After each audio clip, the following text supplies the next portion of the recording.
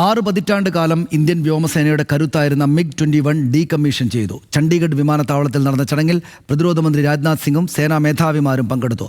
ഡീകമ്മീഷന്റെ ഭാഗമാകാൻ MiG-21 ഏറ്റവും കൂടുതൽ സമയം പറത്തിയ റിട്ടയേർഡ് സ്ക്വാഡ്രൺ ലീഡർ SS ത്യാഗി അടക്കമുള്ളവരും സന്നിഹിതരായിരുന്നു.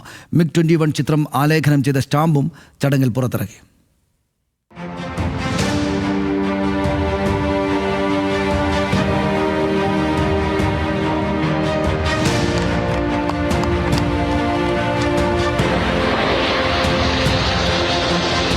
ഇന്ത്യയെ സംബന്ധിച്ച് വൈകാരിക നിമിഷമായിരുന്നു ഇത്.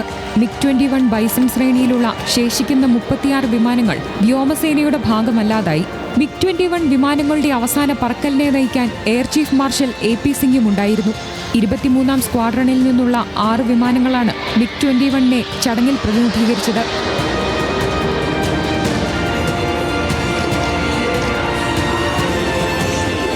പിന്നീട് വാട്ടർ സല്യൂട്ടും നൽകി.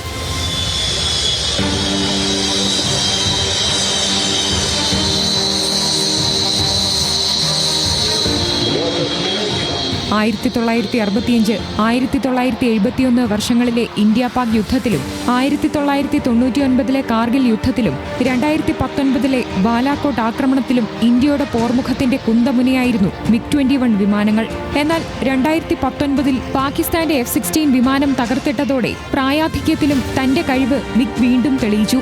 1990കളോടെ MiG-21 അപകടത്തിൽപ്പെടുന്നത് വർദ്ധിച്ചു.